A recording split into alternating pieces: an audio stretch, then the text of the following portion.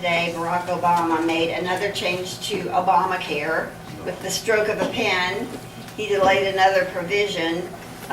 It was something to do with that you can't have any disparity in the health care plans that a group or a company offers to anyone from their CEOs all the way down to the lowest paid minimum wage person. So he thought that was not going to do him well in the midterm, so just, you know, he got his pen and his phone. I guess he didn't have to use his phone for that one, but he got rid of that. But everybody agrees that Obamacare is a disaster. One thing that sets Paul Brown apart is that he actually has a plan. It's called the Patient Option Plan. It's HR 2900. Rip Obamacare out by the roots, coverage for all American, keeps Medicare from going broke, and it also, importantly, keeps the government from getting between you and your doctor. You know, the one that Obama said you could keep. Wink, wink, you know. So, anyway, it was just recently endorsed by the American Association of Physicians and Surgeons, which is the conservative wing of the AMA. Can y'all hear me okay? The conservative wing of the AMA, and they made a press release to that effect. Last night we had the first Republican debate in Adel, and Adel, interesting, I rode with a sales rep down there when I was a pharmaceutical manager, and I said, where did Adel come from? And he said, well, we actually used to be named Puddleville, but the founding fathers decided that they wanted to have a little more distinguished name, so they took the 4 letters from the middle of Philadelphia, and now they call it Adel. So now you all know about the etiology of Adel. In this Senate race, the way I look at it is there are 3 categories of candidates. They're the ones that say, I'm conservative, but they don't have a record to back them up. They're the ones that say they're conservative, and their record doesn't always back them up. And then there is Paul Brown, who is the true conservative, whose record backs him up not just some of the time, not just most of the time, but all of the time. And it's also, I like that one better. But also, Paul does not put on conservatism in an election year.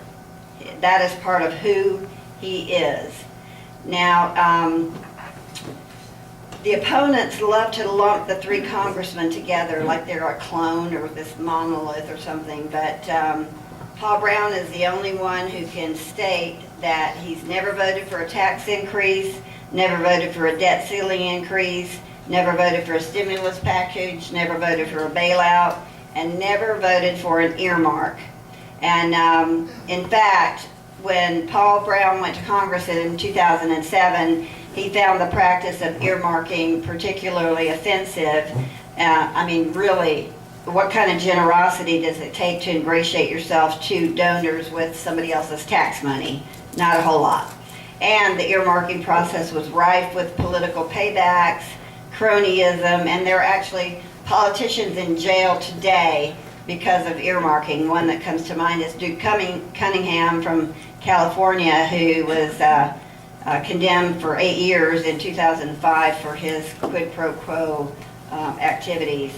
Paul Brown and several other true conservatives led the charge to get a vote in the Congress to eliminate earmarks, and that pledge is in effect today, although some politicians are still collecting on past favors.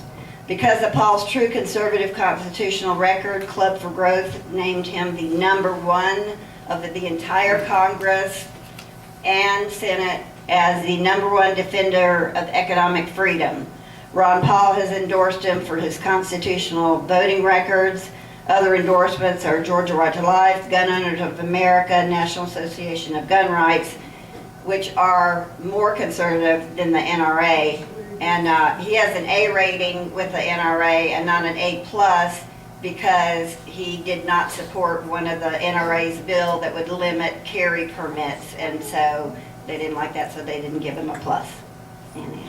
Anyway, but he's endorsed by TeaParty.net, Combat Veterans of America, and I don't think last time in September he had already gotten the highly coveted endorsement of Citizens United, the group that took McCain-Feingold all the way to the Supreme Court and won.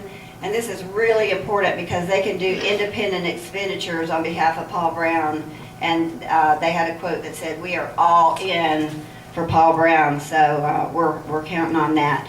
He's a Marine. He's in the Navy Reserves today. Everybody says we support the military. Paul Brown's in the military.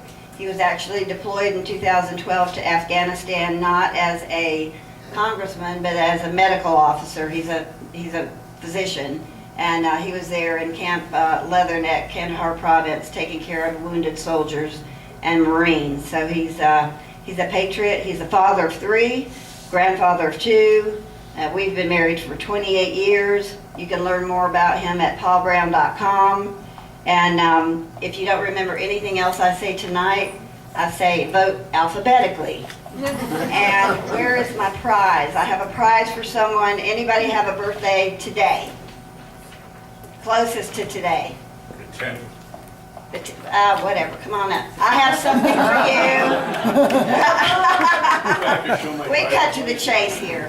I have something to contain your coffee. It just coincidentally has a Paul Brown logo on the side of it. And I just say, in the spirit of this overbearing, over-regulating, lawless, out-of-control administration, you have now been mugged. Thank you very much.